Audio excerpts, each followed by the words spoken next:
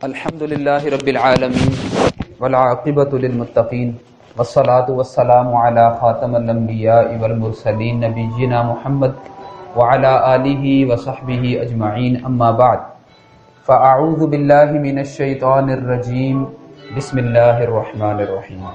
آج کا جو ہمارا لیسن ہے، سبق ہے، وہ تسمیہ کے بارے میں ہے۔ تعوذ کہتے ہیں پناہ مانگنے کو۔ اعوذ باللہ من الشیطان الرجیم جو ہم ایک معروف جملہ ہے جو اللہ تعالیٰ نے ہمیں حکم بھی دیا ہے اس کو پڑھنے کا جب قرآن پڑھنا شروع کریں اس سے پہلے، تو اس کو ٹرم میں تعوذ کہتے ہیں۔ ایسے ہی جو ہم بسم اللہ الرحمن الرحیم پڑھتے ہیں اس کو تسمیہ کہتے ہیں۔ آپ دیکھتے ہیں قرآن کی جتنی بھی صورتیں ہیں، سورہ البراء جس کو التوبہ بھی کہتے ہیں، اس کے علاوہ ہر سورت کے آغاز میں ہے، یعنی 114 صورتیں ہیں تو 114 مرتبہ ہی آیا ہے، کیونکہ سورہ نمل میں 2 مرتبہ آیا ہے۔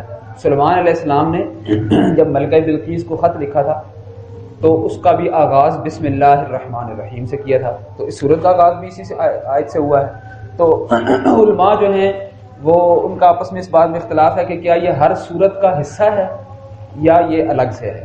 تو بہرحال جیسے بھی ہے، دونوں معنوں میں، دونوں موقفوں پہ یہ ہر صورت کے آغاز میں آتی ہے۔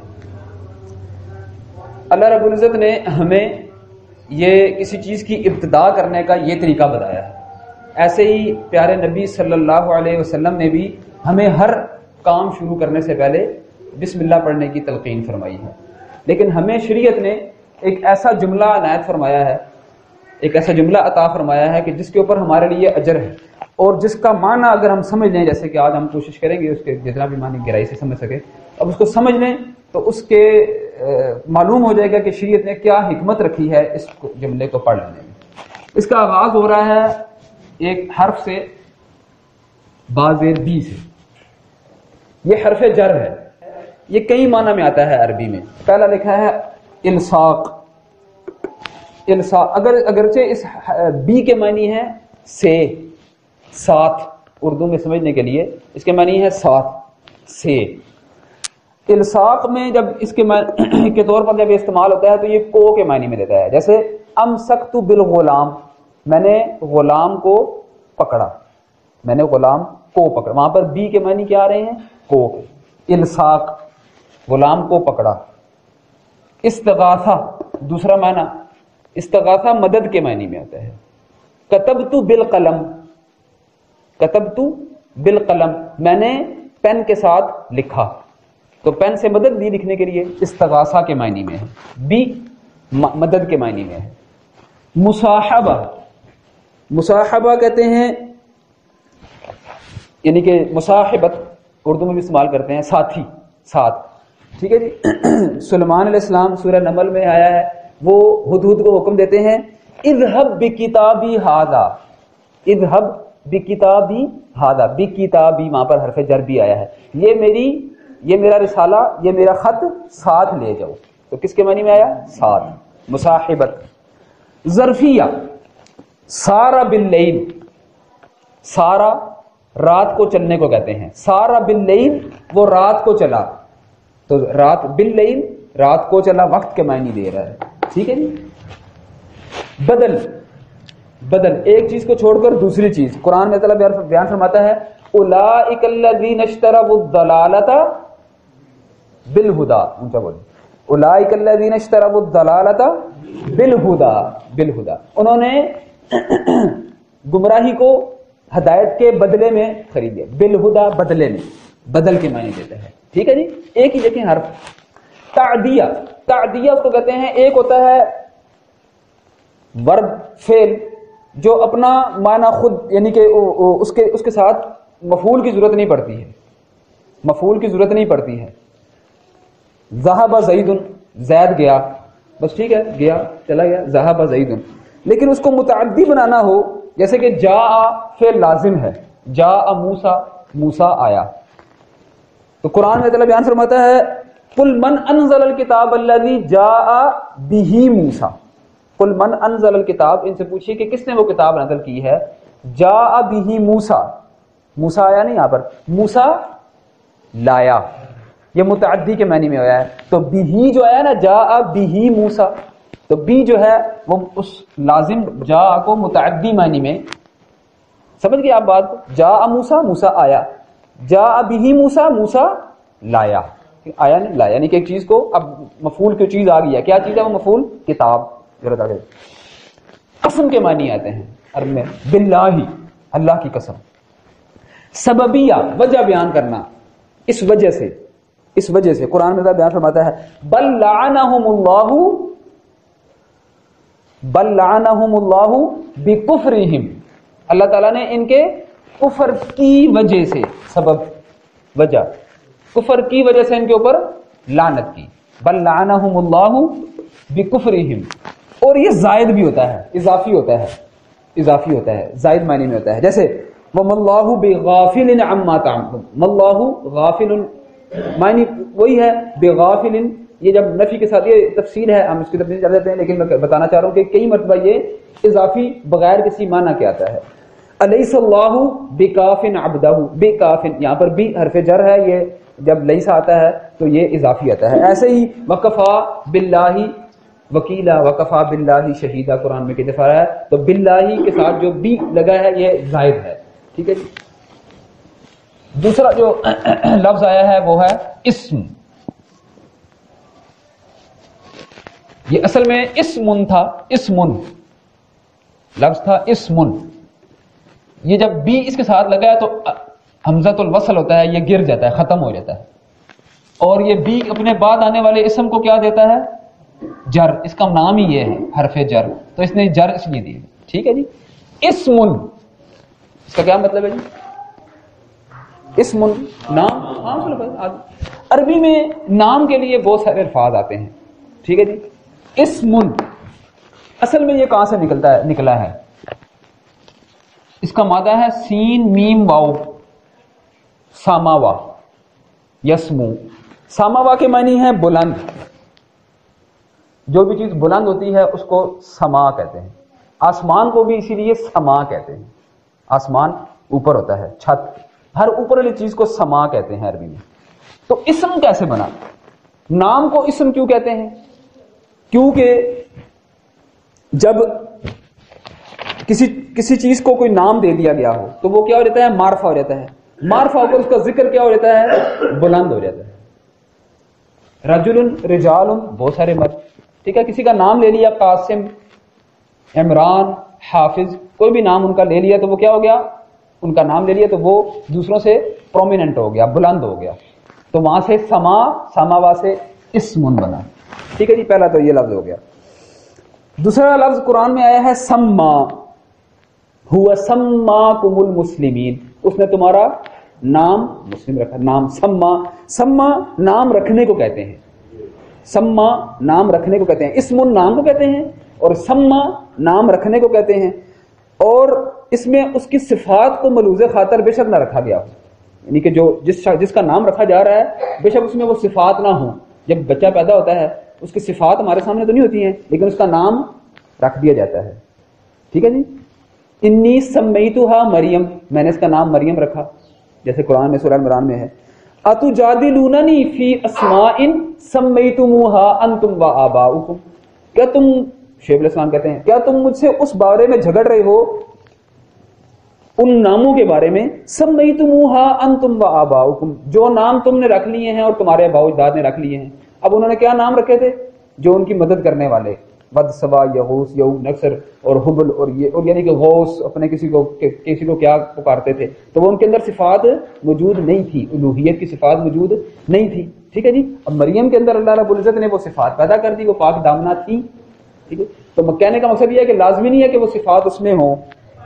اسی سے لفظ سما سے ایک لفظ بنتا ہے عربی میں، قرآن میں آیا ہے سمیہ. نام ہم نام کو کہتے ہیں. اللہ تعالیٰ یحییٰ علیہ السلام کے بارے میں فرماتا ہے اسمہ یحییٰ لم نجعل لہ من قبل سمیہ، ہم نے اس کا نام یحییٰ رکھا ہے اور اس جیسا نام ہم نے اس سے پہلے نہیں رکھا.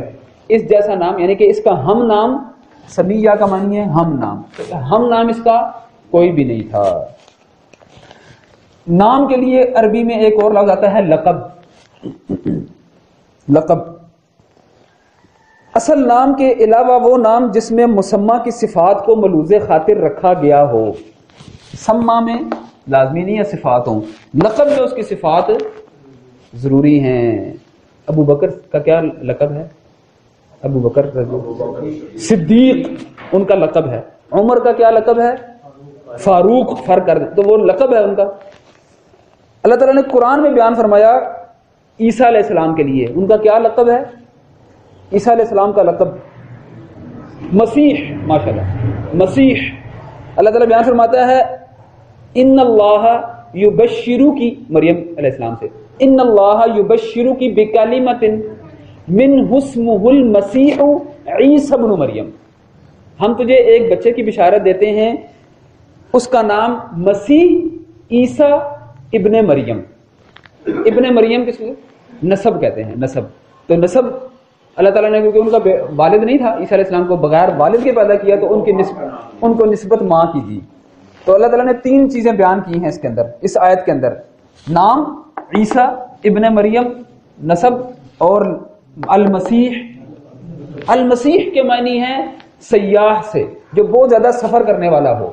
وہ تو عیسیٰ علیہ السلام نے ٹک کر بیٹھنے والے نہیں تھے، بلکہ چلتے پھرتے اللہ کے دین کے کام کرتے کرتے چلے گئے. آپ کو پتا ہے ایک بہت بڑی شخصیت قیامت کے قریب آئے گی، اس کی بھی صفت المسیح ہے. کون؟ دجال. تو اس کو بھی مسیح اس لیے کہا جاتا ہے کہ وہ سیاحت کرے گا، سب علاقے پھرے گا. تو مسیح کے معنی پھرنے والا، ہر علاقے کو گھومنے والا ہے. یہ ضمناً بات آ گئی. نابازہ. نابازہ کسی کا برا نام رکھنا. لقب یہ بھی ایک لقب ہی ہے، مگر بری صفات کو پیش کیا جائے چاہے اس میں ہو یا نہ ہو. کسی شخص کے اندر بری صفات ہو یا نہ ہو لیکن اس کو بری صفات دے کر اس کا کوئی لقب رکھنا، اس کو عربی میں نابازہ کہتے ہیں. اس نام کو عربی میں نابازہ کہتے ہیں. اللہ تعالیٰ نے یہ رکھنے کو اجازت دی ہے، منع کیا ہے. سورہ حجرات میں فرماتا ہے وَلَا تَنَابَزُوا وَلَا تَنَابَزُوا بِالْأَلْقَابِ. لقب کا جمع. یہ نابازہ بھی میں نے آپ سے عرض کیا کہ لقب ہی ہوتا ہے، لیکن وہ بری صفات کے ساتھ رکھا جائے چاہے اس میں ہو نہ ہو، بلکہ نہیں ہوتی ہیں اکثر رکھا جاتا ہے. تو وَلَا تَنَابَزُوا بِالْأَلْقَابِ. برے نام مت رکھو. دیکھیں نابازہ کے معنی اس نام کے ہیں. فلان فلان اردو میں بھی ہم استعمال کرتے ہیں. فلانا عربی میں پنجابی میں کہتے ہیں. اس کی مؤنث بھی آتی ہے فلاناتن. نام کی جگہ کہہ دیا جائے، نام نہ لیا جائے.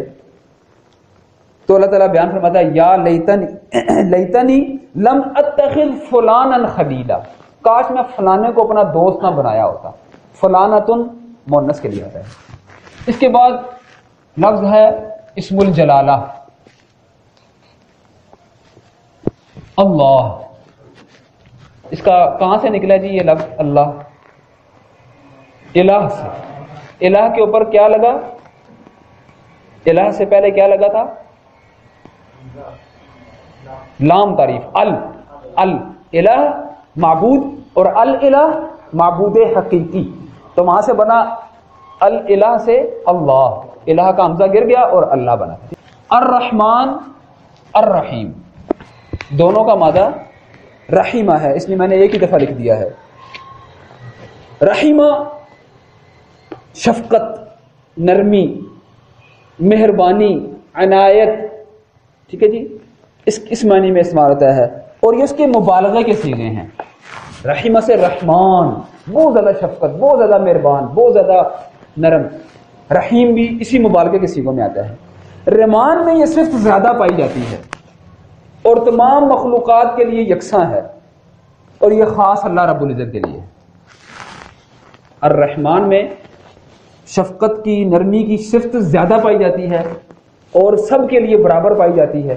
اس میں کوئی تخصیص نہیں ہے کہ نیکوکاروں کے لیے، انسانوں کے لیے صرف، فرشتوں کے لیے صرف نہیں، تمام کے لیے. جب بولا جائے تو یہ صرف خاص اللہ کے لیے ہے. الرحمن خاص اللہ رب العزت کے لیے ہے. رحیم جو ہے یہ بھی مبالغے کا صیغہ ہے، لیکن یہ مخصوص ہے. اس کی 2 تفسیریں کی ہیں. ایک یہ کہ یہ صرف مومنوں کے لیے، اہل ایمان کے لیے ہے، جو اللہ پر ایمان لاتے ہیں. جب وہ ان پر مہربان ہوتا ہے تو تب اس کے لیے صرف الرحیم آتی ہے. اور دوسرا یہ کہ اس کی تعریف کی ہے، اس کی معنی یہ بیان کیے ہیں کہ اللہ رب العزت دنیا میں کیونکہ سب کے لیے ہے، اور قیامت میں کس کے لیے ہوگا؟ صرف اپنے فرما برداروں کے لیے. مسلمان فرما بردار اپنے فرما برداروں کے لیے، تو وہاں پر وہ رحیم ہوگا. ٹھیک ہے جی. تو دونوں میں فرق یہ ہے، الرحمن اور الرحیم ہے. نرمی کے لیے، شفقت کے لیے اللہ رب العزت نے عربی کے اندر اور بھی الفاظ آئے ہیں. رؤوف، رأفت کہتے ہیں کسی کی تکلیف دیکھ کر بندے کا دل بھر آنا. کسی شخص کی مصیبت تکلیف دے کر کسی کا دل بھر آئے اور وہ نرمی اختیار کر دے تو اس کو رؤوف کہتے ہیں. کسی کا رقت طاری ہو جانا، اس پر ترس کھا لینا. سورہ نور میں ہے وَلَا تَأْخُذْكُمْ بِهِمَا رَأْفَةٌ مِّن فِي دِينِ اللَّهِ. پیچھے اللہ نے حکم بیان کیا ہے کہ زانی مرد اور زانی عورتوں کو سنسار کر دو، اور جب ان کو سنسار کرنے لگو لوگوں کو اکٹھا کر لو. وَلَا تَأْخُذْكُمْ بِهِمَا رَأْفَةٌ، اور ان کو سنسار کرنے کے لیے تمہارے اندر ترس نہ آئے، ترس نہ آئے، نرمی نہ آئے، شفقت نہ آئے. رؤوف ان کے معنی رؤوف. رؤوف اسی سے اسم الفاعل بنتا ہے. اسم الفاعل رقیق القلب، دکھ دیکھ کر جی بھر آنا اور اسے دور کرنے کی فکر ہو جانا. تو یہ نبی صلی اللہ علیہ وسلم کے لیے صفت آئی. حریص علیکم بالمؤمنین رؤوف رحیم. حریص علیکم، تمہارے لیے پریشان رہتے ہیں، تمہارے لیے حق. حریص کہتے ہیں نا، اردو میں بھی استعمال کرتے ہیں، بڑا حریص ہے، یعنی کہ خیر کا طلبگار، خیر کو اکٹھا کرنے والا، دوسروں کے لیے خیر چاہنے والا. تمہارے لیے خیر چاہنے والے ہیں مومنین کے لیے. بالمؤمنین رؤوف، بہت نرم دل ہیں، کسی کا دکھ ان سے برداشت نہیں ہوتا ہے. اور ایک حدیث کا مفہوم میں فرماتے ہیں تمام انسان جہنم کی طرف جا رہے ہیں اور میں ان کی کمر سے پکڑ کر ان کو روک رہا ہوں. یہ ہے رؤوف. اور دیکھیں اللہ نے ان کے لیے رحمان کی صرف اسی لیے بیان نہیں کی کہ یہ خاص اللہ کے لیے ہے، رحیم کر دی کیونکہ وہ اللہ کی رحمت سے وما ارسلناک الا رحمتا للعالمین، یہ اللہ رب العزت نے ان کو رحمت بنا کر بھیجا ہے. لطیف کے اندر دو چیزیں پائی جاتی ہیں، نرمی اور دقت نظر، یعنی کہ کسی چیز کو گہرائی سے جا کر دیکھنا، اصل پوائنٹ تک پہنچ جانا. دقت نظر دونوں چیزیں ہیں، یعنی کہ چھوٹی چھوٹی باتوں کی خبر رکھنا اور پھر نرمی اس کے معنی کے لیے اس کا ازالہ کر دینا.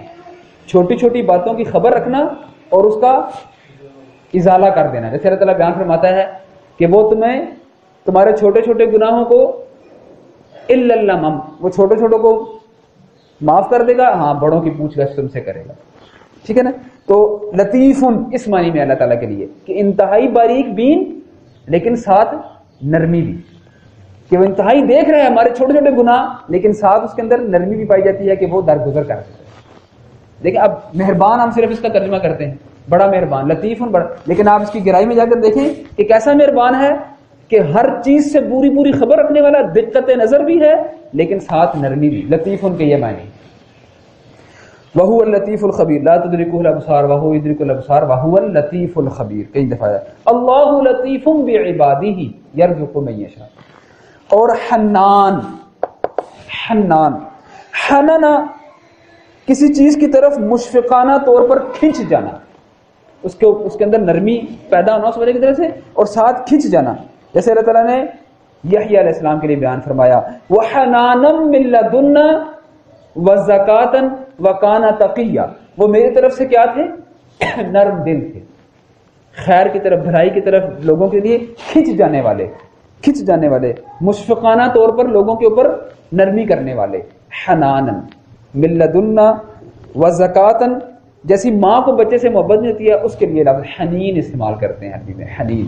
تو آپ دیکھیں مہربانی کے لیے، شفقت کے لیے، نرمی کے لیے قرآن میں رحیمہ، رؤوف، لطیف اور حنان کے الفاظ آئے ہیں. اب آپ اس کا ترجمہ، اس کے معنی کو سمجھیں. بسم اللہ الرحمن الرحیم، ٹھیک ہے جی، کہ یہاں ساتھ کے معنی میں ہے. ساتھ نام جو بلند ہے، اسم جو بلند نام، کس کا؟ اللہ کا. ہم اللہ کے نام کے ساتھ جو رحمان ہے، سب پر بھی شفقت کرتا ہے اور مخصوص بھی شفقت کرتا ہے، اس کے نام سے ابتدا کرتے ہیں. کھاتے ہیں، پڑھتے ہیں، چلتے ہیں، بیٹھتے ہیں، اٹھتے ہیں، ہر کام کے لیے جو ہے ہم بسم اللہ الرحمن الرحیم. اور ان معنوں میں آپ سمجھنے کی کوشش کریں. تو اللہ رب العزت سے دعا ہے کہ وہ ہمیں اپنے کلام کو اس طرح سمجھنے کی ہمت اور توفیق عطا فرمائے جیسے اس نے اس کو نازل فرمایا ہے، پھر اس کے اوپر عمل کرنے کی توفیق عطا فرمائے. سبحانک اللہم و بحمدک، اشہد ان لا الہ الا انت، استغفرک و اتوب